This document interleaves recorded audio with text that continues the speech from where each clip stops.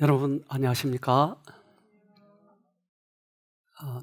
지난 한 주일 동안 우리 밀락교회 또 새로남 쉼터교회 이렇게 같이 사경회를 보냈습니다. 그동안에 저희 생애에 역사하신 하나님의 은혜와 또 복음을 전했을 때 어떻게 변화되어 가는지, 또 어떻게 하면 우리가 예수님을 맞이할지, 이런 부분들에 대해서 살펴보았습니다. 가장 중요한 것은 우리 신앙인에게 있어서는 하늘을 가는 것입니다. 하늘을 가지 못한다면 우리들이 이제까지 투자했던 시간과 소유, 이 모든 것들이 다 헛것이 되지 않겠습니까? 가장 결정적인 것은 우리들이 변화되어서 하늘을 간다고 하는 것입니다. 그러면 나는 변화될 수 있는가? 과연 주님을 다시 만날 수 있는가 하는 거죠. 성경은 특별히 그런 부분들에 대해서 다뤄주고 있습니다. 그래서 요한계시록에는 이러한 자세한 부분들을 많이 써놓았는데, 특별히 우리 하늘에 갈 사람들에 대해서는 14만 4천인에 대해서 말씀을 하십니다. 저는 이게 궁금했어요. 그래서 12 곱하기 12 하면 나오나? 사람은 어떻게 하면 이 숫자에 들을까? 나보다 더 신앙을 잘하는 사람들 보면 내가 혹 빠지는 거 아니야? 여러 가지로 생각을 해봤어요. 그런데 특별히 우리 교회에 있어서 저는 여러 교파의 사람들과 많은 신앙 공부를 해봤지만 가장 정확한 기별을 이 교회에 주셨어요. 그래서 너무 자랑스럽고 감사한 것이죠. 근데 이 14만 4천인에 대해서는 이렇게 설명을 합니다. 많은 사람은 누가 14만 4천이냐가 아니고 그들이 어떤 사람이냐 곧 하나님이 그들에게 소유하기를 기대하시는 품성의 유형 그리고 그 흠없는 무리에게 속하기 위해 준비의 중요성에 강조점을 두게 되었다. 14만 4천의 수요가 중요한 것이 아니고 그들이 어떤 품성을 가졌느냐 하는 것이에요. 우리는 여기에 초점을 맞출 때 우리들에게 희망이 생깁니다.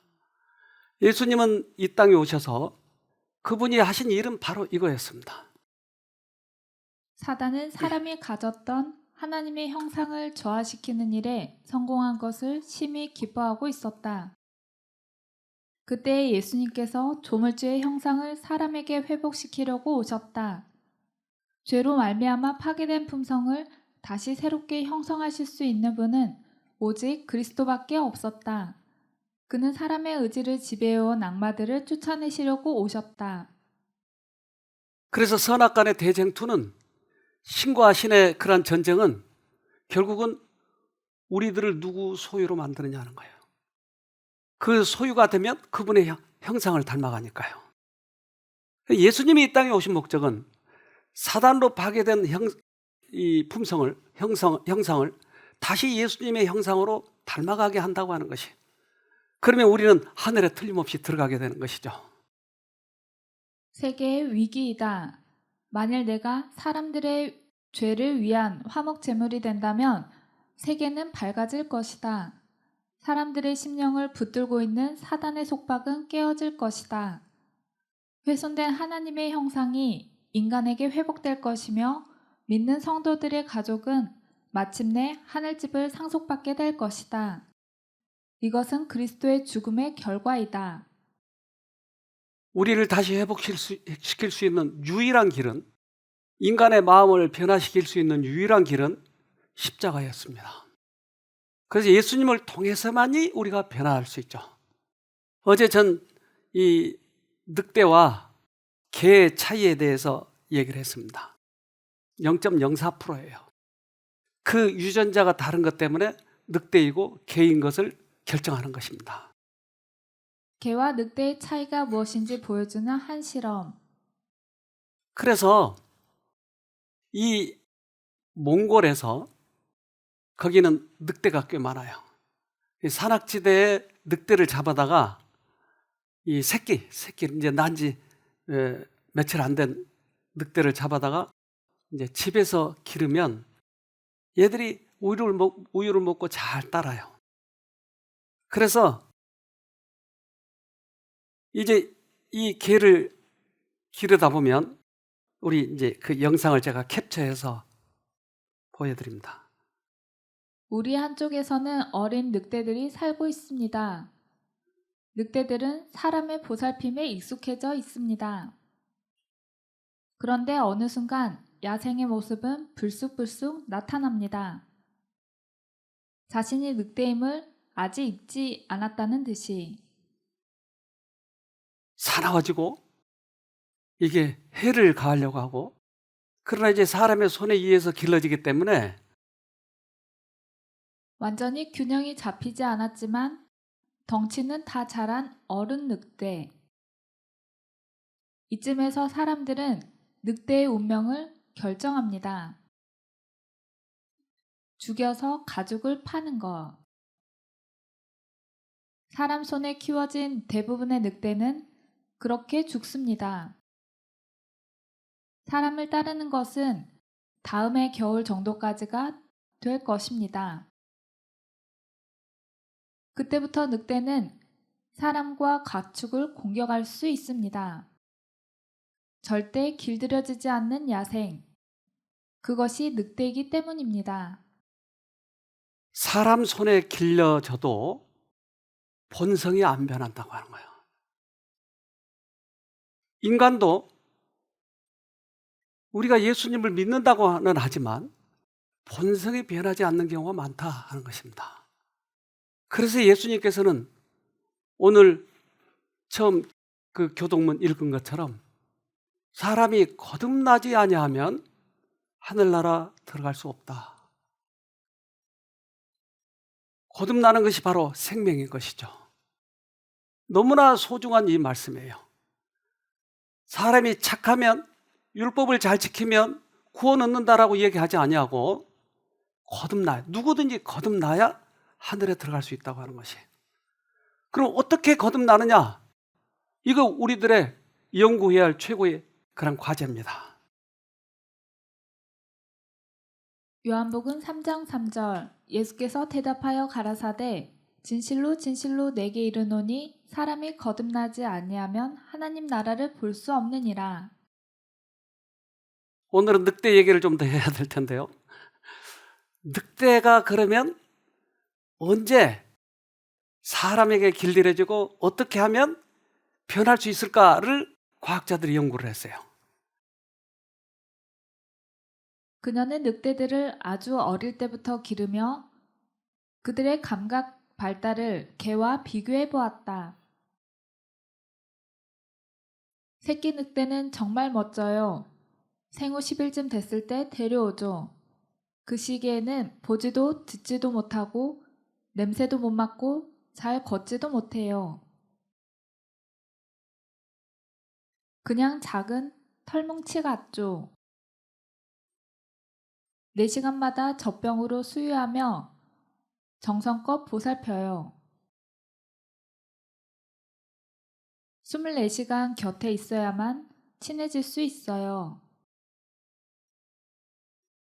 로드 박사는 새끼들의 발달을 지켜보며 흥미로운 점을 발견했다. 태어난 지 얼마 안 됐을 때 개와 늑대가 평생 동안 감각을 이용하는 방식이 결정되는 아주 짧은 시기가 있다. 개와 늑대가 결정되는 아주 중요한 시기가 있는데 그게 언제냐 하는 거죠. 늑대는 생후 2주경에 시작된다. 이 무렵 늑대는 후각만 완전하게 발달되면서 냄새를 통해서만 세상을 이해할 수 있다. 하지만 개는 그 시기가 생후 4주에 시작된다. 작지만 결정적인 차이다. 생후 4주면 개의 모든 감각이 발달해 있기 때문이다. 늑대는 생후 2주에 냄새가 발달하기 때문에 이 냄새를 모든 것을 판단해요. 근데 4주 후는 개는 모든 감각이 다 살아나서 눈, 귀, 냄새 이걸 가지고 모든 걸 다 종합해서 판단해요. 만약 이 시기에 그 감각을 바꿔놓으면 늑대가 개가 될 수 있다고 하는 것이에요. 즉 그것이 이미 발달해 있으면 바꿀 수가 없다고 하는 거예요. 다시 태어나야 바꿀 수 있다고 하는 것이에요. 요한복음 3장 4절. 니고데모가 가로되 사람이 늙으면 어떻게 날 수 있삼나이까? 두 번째 모태에 들어갔다가 날 수 있삼나이까? 거듭나야 된다니까 다시 엄마 뱃속에 들어갔다 나올까요? 예수님은 이것을 설명을 해주시기 위해서 최선을 다해요.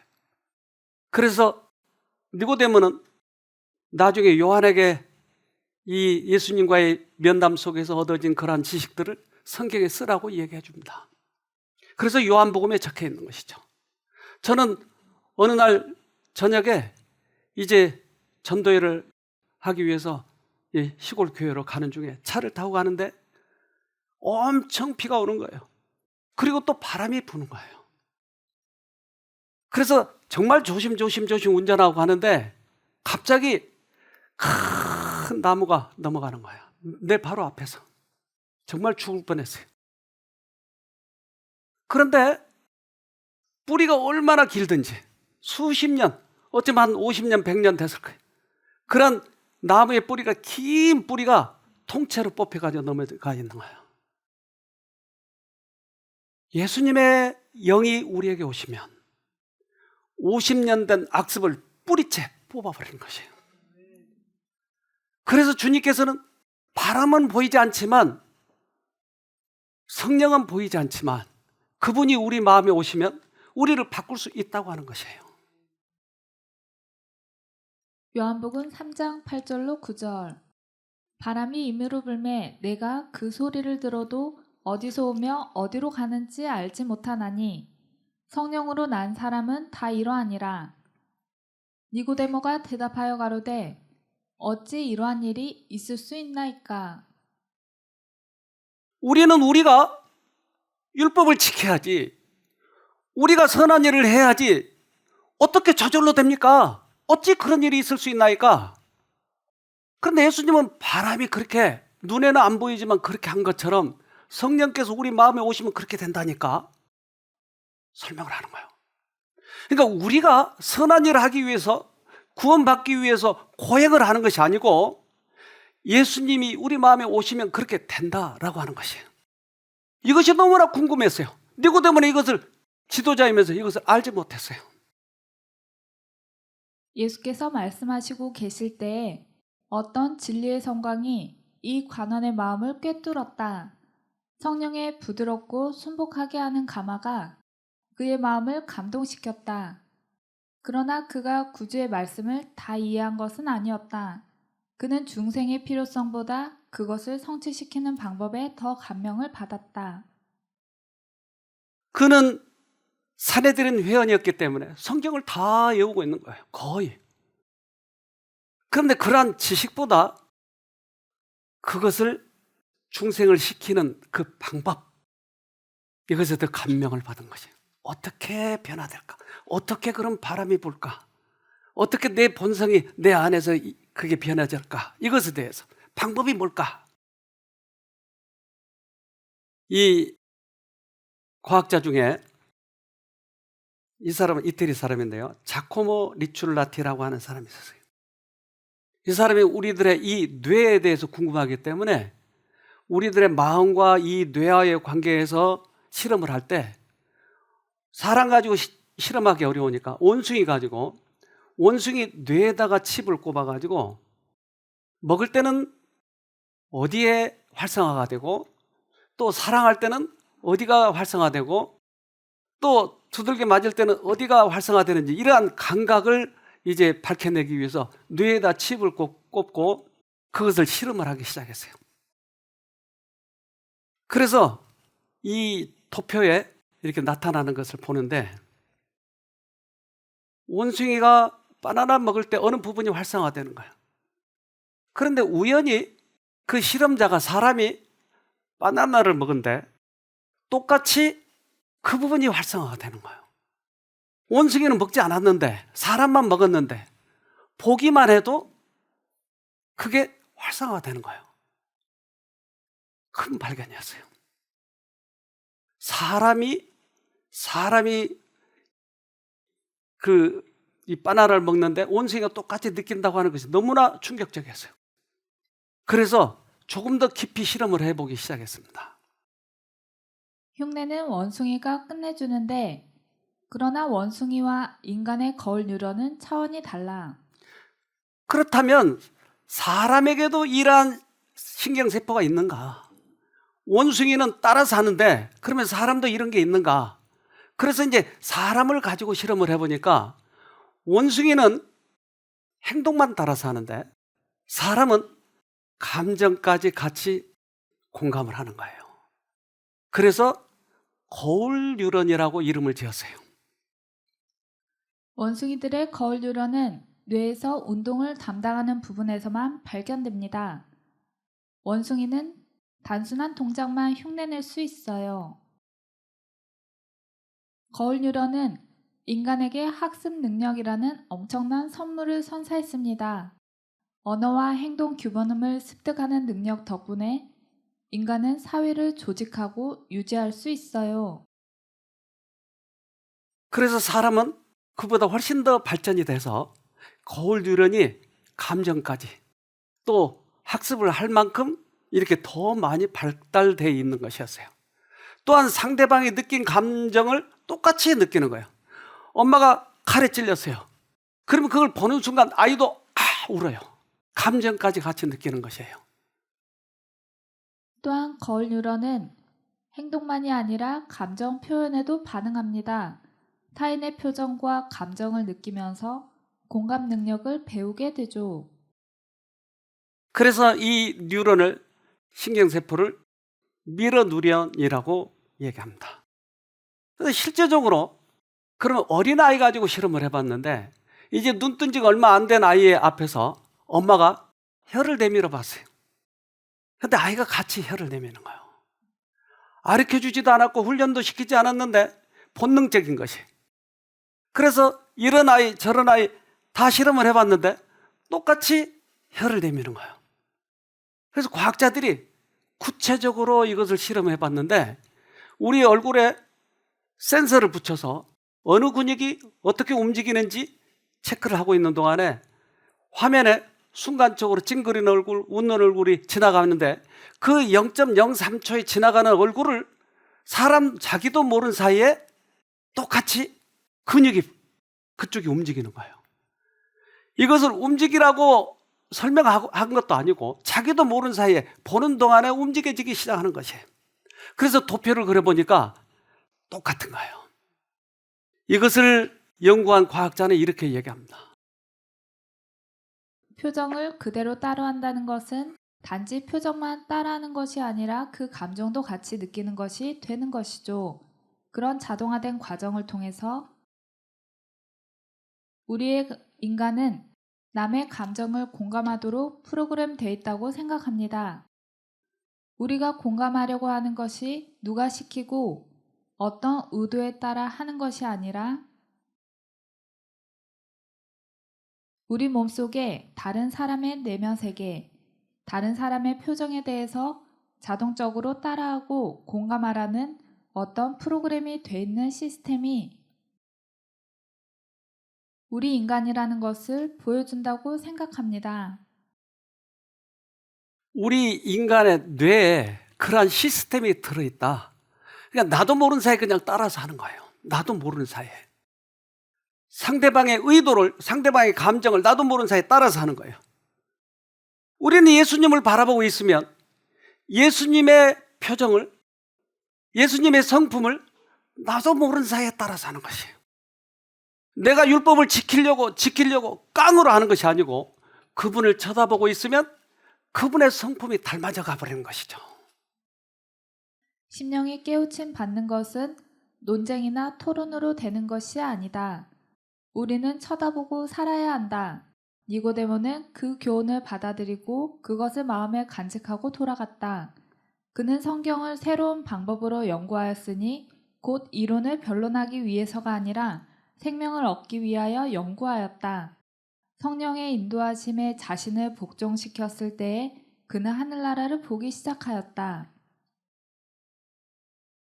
니고데모는 여기에 관심이 있었던 것이에요. 이제까지 자기 힘으로 했지만 되지 않았어요. 그러면 내가 변화될 수 있는가? 내가 거듭날 수 있는가? 그것은 내 힘으로 내가 거듭나는 것이 아니고 예수님을 쳐다보면, 예수님을 지속적으로 내가 닮기 위해서 의도적으로 예수님을 계속 쳐다보면 그분의 은혜가, 그분의 품성이 내 안에 새겨진다고 하는 것이에요. 니고데모는 이 예수님을 만나고 나서 요한복음에 그 성경을 쓰게 돼요. 즉, 이스라엘 백성들이 애굽에서 떠나서 가나안까지 가는 동안에 뱀 사건이 있었어요. 그것은 뱀에 물렸을 때마다 노뱀을 쳐다보라고 하는 것이, 병이 들었을 때마다 예수님이 우리 때문에 죽으신 그 십자가를 쳐다보라고 하는 것이었어요. 그것이 우리를 회복시킨다고 하는 거예요. 즉, 최고의 거울 뉴런, 그보다 더 큰 하늘의 과학이 사람들에게 가르쳐 주시는 거예요. 우리는 우리 힘으로 거듭남을, 선한 행동을 해야 된다고 가르치지만 하늘의 과학은 나만 쳐다보라고 이야기하는 것이에요. 그러면 회복된다고 하는 것입니다. 요한복음 3장 14절로 15절. 모세가 광야에서 구리뱀을 사람들 위에 쳐든 것 같이 인자도 나무 위에 높이 들려야 한다. 그것은 그를 믿는 사람은 누구나 영원한 생명을 얻게 하려는 것이다. 한 아주머니가 오셨는데 이분은 술 중독이고 또한 공황장애기가 있고 우울증이 있고 그래서 병원에서 잘 안 되니까 우리 교인 한 분이 여기 모시고 왔어요. 근데 이분은 완전히 포기한 상태예요. 그래서 몸도 얼마나 홀쭉한지 밥도 못 먹었고, 그래서 술을 엄청 좋아했기 때문에 술만 마시는 거예요. 근데 이분이 한 번도 이런 교회에서 이런 설교를 듣지 않았는데 이제 교회를 안 다니니까 여기에서 가만히 듣더니 뭔가 달라지기 시작하는 거예요. 근데 이분 얘기를 좀 들어보도록 합시다. 제가 여기를 오게 된 동기는 우울증에 공황장애 같은 경우는 큰 개한테 물려가지고 외상후 스트레스 장애로 인해갖고 공황장애 오고 또 거기에 따르는 대인기피증에다가 거식증이 와가지고 제가 죽도 한 숟가락도 못 먹었었어요. 그쵸? 그때 당시 제 상태는 그래 누구든지 건들기만 하라 나 폭발한다. 어? 건드려 마라 하고 매사가 도전적이고 무슨 말하면은 부정적이고 처음에 왔을 때는 꼭 아기 할망구 같이 생겼었어요. 여기 막 미간에는 막 주름에다가 막 얼굴은 막 열을 내가지고. 근데 이제 사모님 말씀이라든가 뭐 이제 자꾸 이제 이런 얘기를 듣다가 보니까 예수님 그렇게 부르신다고. 그래서 제가 이제 그거를 한번 시험으로 이제 한번 했어요.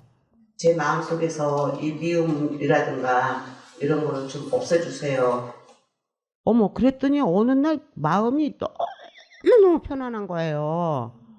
그러고서는 일주일 조금 지났는데 그때는 찬미가만 들어도 눈물이 쏟아지고 기도를 해도 눈물이 쏟아지고 그렇게 눈물만 툭툭툭툭툭 흘렸던 거예요. 그리고 그냥 가슴 속에서 그냥 뭉클하면서 화가 안 나요. 무엇이든지. 그냥 그런가? 화가 안 나고 밥도 잘 먹고 잠도 잘 자고 그러면서 제가 제 나름대로 제가 저한테 있어서 버려야 될 것 3가지가 있고 제가 끝까지 제가 지켜야 될 것 3가지를 제가 정리를 했거든요. 거만하고 교만하고 오만하고 세 가지는 제가 버려야 돼요. 그리고 제가 지켜야 될 것 세 가지는 무조건 하나님 아버지 앞에 무조건 복종과 순종.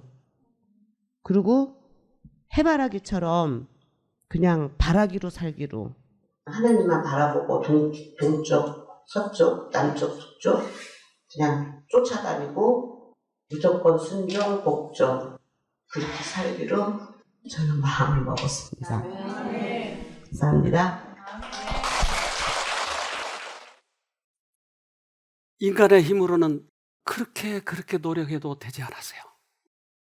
그러나 외부로부터 들어온 그 힘이 나를 바꿔놨어요. 마지막 그가 끝에 얘기한 것이 해바라기처럼 쳐다보면, 해를 쳐다보면 씨가 맺히듯이 쳐다보기로만 했다는 거예요. 실질적인 경험 이게. 하나님께서는 우리의 유한한 힘으로 악과 싸우도록 우리를 버려두지 않으셨다. 우리의 선천적 혹은 후천적 성격이 아무리 그릇되게 이루어져 있을지라도 우리는 그분께서 주시고자 마련해 주신 능력을 통하여 승리할 수 있다. 그분이 우리에게 오셔야만이 우리는 우리의 품성이 변화되고 우리의 악습이 고쳐지는 것이. 그래서 예수님 제자 중에 요한은 우레와 같다고 그랬어요. 성격이 얼마나 불같은지. 그런데 그가 계속 예수님을 쳐다보면서 그 예수님의 생애, 예수님께서 어떤 일을 하셨는지, 십자가의 의미, 이런 모든 부분들을 예수님에게 초점을 맞추면서 그가 바뀌어지기 시작한 것이에요. 그는 하나님의 아들의 일상 생애에서 권능과 친절, 위엄과 온유, 능력과 인내를 보고 경탄에 마지 않았다. 그는 자기의 분개하기 잘하고 야심 많은 성질을 그리스도의 고쳐주시는 능력에 굴복시켰으며 거룩한 사랑을 그의 마음속에서 품성의 변화를 이룩해냈다. 그 불같은 성격이 예수님을 계속 쳐다보면서 누가 성질내게 할 때 예수님을 쳐다보는 것이. 내가 아플 때 예수님을 쳐다보는 거예요. 내가 알코올 중독으로 빠져나올 수 없을 때 예수님을 쳐다보는 거예요. 그분이 나를 고쳐주신다고 하는 것이에요. 그는 예수님께로 가까이 나아가 그분의 곁에 앉아서 그분의 가슴에 기대곤 했다. 마치 꽃이 태양과 이슬을 받듯이 그는 하늘로부터 오는 빛과 생명을 받아 마셨다. 사랑과 순경의 마음으로 구주를 바라보는 중에 그리스도의 형상을 담고 그분과 더불어 교제하는 일이 그의 유일한 소망이 되었다. 우리가 해야 할 일은, 우리가 변화되는 일은 쳐다보는 것이에요. 이걸 하느냐 못하느냐 하는 것이에요. 제가 캄보디아를 가니까 앙코르와트가 있더라고요. 오래된 그런 유적들인데 나무가 그 유적들의 뿌리를 내려가지고 그 유적들을 꽉 붙들고 있더라고요. 그래서 이게 어떻게 된 걸까 참 궁금해했는데 어느 영상에서 이 무화과 나무에 대해서 설명을 하는데 무화과 나무 위에 작은 씨가 떨어져서 그 씨가 싹이 트기 시작하는 거예요. 나무 위에서. 그럼 나무 위에서는 자라려면 한계가 있잖아요. 비 올 때만 물을 먹을 수 있으니까. 그런데 이 나무 위에서 자란 그 무화과 나무가 조금씩 성장해 가면서 이제 뿌리를 아래로 내리기 시작하는 거예요. 그래서 쭉쭉 내리다 보면 이제 나무 뿌리가 그 땅에 내려서 그때는 급격히 자라기 시작하는 거예요. 그러면서 이 무화과 나무는 자기가 이제까지 그 위에서 살았던 그 나무를 감싸기 시작하는 거예요. 그러면 그 나무는 점점 약해지고 무화과 나무는 점점 왕성해지는 거예요. 그래서 아까 그 유적 위에 뿌리가 내린 것처럼 뿌리가 완전히 감싸버린 거예요, 이 나무를. 그러면 속에 있는 나무는 점점 약해져서 죽어가는 거예요.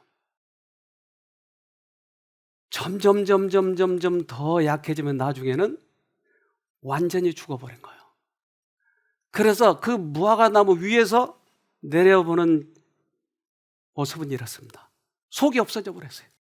옛날에 나무는 없어져 버리고 이제 무화과나무만 살아있는 것이 텅 비어버린 거예요.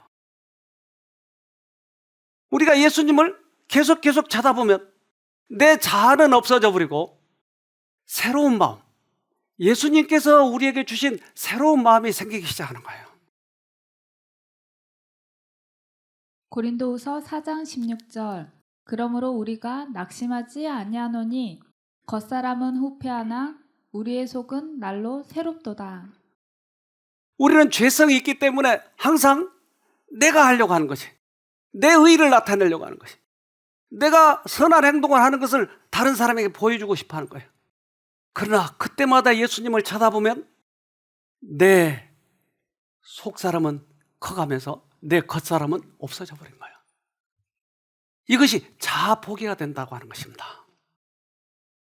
사람이 그리스도께 굴복할 때에 새로운 능력이 새 마음을 점령한다. 사람이 스스로는 성취할 수 없는 변화가 일어난다. 인간의 본성에 초자연적인 요소를 가져다 주는 것은 초자연적인 역사이다.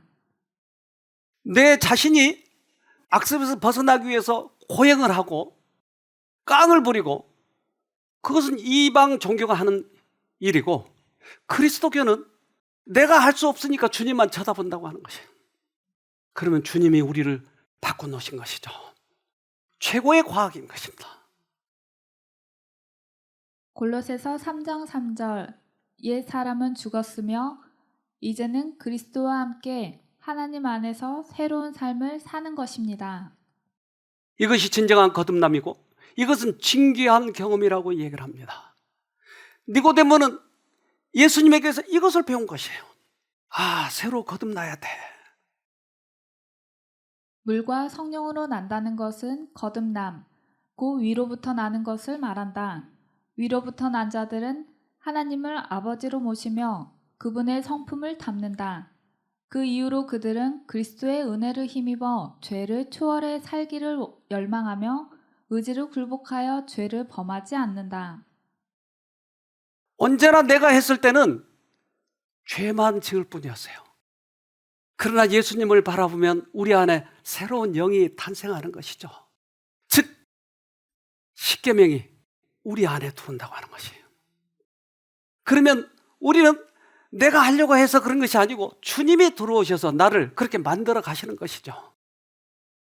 요한복음 19장 39절로 40절. 일찍이 예수께 밤에 나와왔던 니고데모도 모략과 침향 섞은 것을 100근쯤 가지고 온지라. 이에 예수의 시체를 가져다가 유대인의 장례법대로 그 향품과 함께 세마포로 쌌더라. 니고데모는 예수님을 멀리서 쳐다보기 시작했어요. 그가 회개한 뒤에도 그는 예수님에게서 계속 눈을 떼지 않았어요. 그런데 예수님이 십자가에 달려 돌아가실 때 구약의 예언과 예수님이 실제로 돌아가신 것, 그것이 딱 하나로 될 때 그의 생애는 변화되기 시작했어요. 예수님이 돌아가셨을 때 그가 모든 제자들은 도망가고 피해버렸을 때 맨 앞에 나서서 그분을 장례 치렀어요. 보이지 않는 영이 들어오셔서 우리를 바꿔놔야지 우리가 우리 스스로를 바꿀 수 없다고 하는 것이, 우리의 지혜를 짜도 우리의 이해력, 우리의 능력을 다 짜내도 우리는 우리를 바꿀 수 없어요. 그렇기 때문에 지금까지 못 바꿨잖아요. 그러나 뉴턴이 만유인력을 발견한 것처럼, 뭔가 땅에서 끄는 힘이 있는 것을 발견한 것처럼 보이지 않는 예수님의 능력이 있다고 하는 것을 발견하면 우리는 반드시 성공할 수 있는 것이죠. 외부의 어떤 힘에 의한 도움을 받지 않을 것 같으면 필요한 개혁은 결코 이루어지지 않을 것이다. 예수님이 이 땅에 오신 이유는 바로 우리의 품성을 바꾸러 오셨어요. 그런데 내가 나를 바꿀 수 있다면 사실은 예수가 필요 없습니다. 이제 예수님을 철저히 의지해야 돼요. 우리 형제 한 분이 오랫동안 그 예수님을 믿는 부인하고 살았으면서 끝까지 예수님을 거부했어요. 그는 예수가 믿는 것에 대해서 어떤 매력을 느끼지 못했어요. 능력을 경험하지 못했어요. 근데 그가 어느 날 이것을 경험한 것을 간증을 했는데 들어보도록 합시다. 저는 제가 살아온 거의 대부분의 시간을 하나님을 의심하면서 살아왔습니다. 불과 최근 몇 개월 전까지도요. 저는 고등학교 때부터 신앙을 시작했는데요. 벌써 20년 가까이 지났습니다. 제 집사람하고 연애를 하고 결혼 생활을 할 때도 우리 대화 중에 신앙 이야기가 나오면 저와 아내 사이에는 작은 선악의 대쟁투가 벌어졌습니다. 저는 어떻게든 예수님을 부정하고 사단 편에 서서 변호를 했습니다. 그런 마음들은 저를 아주 냉소적이고 부정적인 사람으로 만들어갔습니다. 시간이 지날수록 더 심해졌죠. 제 마음엔 사랑이 없었고요. 다른 사람의 마음에 공감할 줄도 그리고 도울 줄도 몰랐습니다. 더 웃긴 건 누군가에게 도움을 받는 것도 죽는 것처럼 싫어했습니다. 저는 제 인생에서 찾아온 모든 기회와 야심차게 세웠었던 모든 계획들을 다 날려버렸습니다.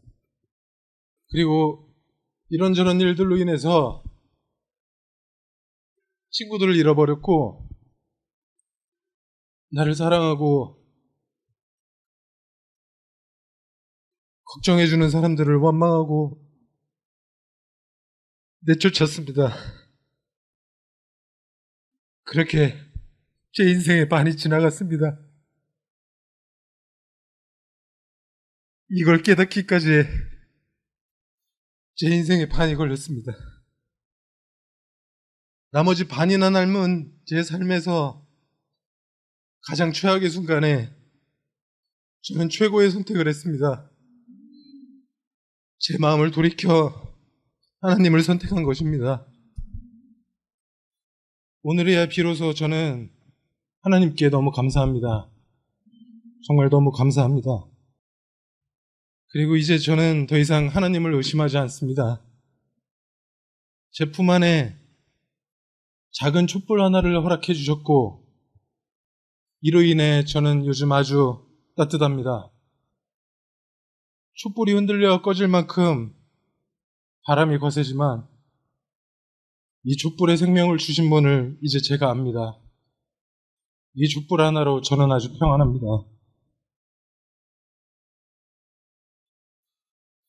이제 촛불이 켜졌습니다. 자기 힘으로 구원 얻으려고 했고 자기 힘으로 선하려고 했지만 되지 않았어요.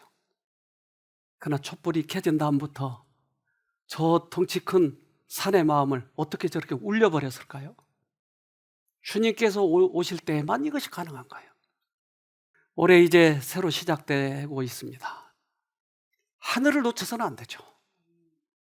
우리가 거듭나지 아니하면 하늘나라 들어갈 수 없다고 그랬는데 내 힘으로 하려고 하는 것 이것이 되지 않았어요.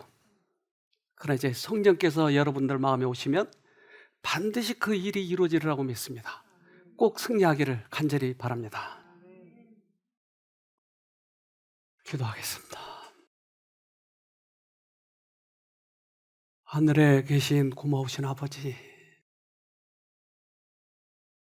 주님이 이 땅에 오셔서 많은 사람들을 회복시키시고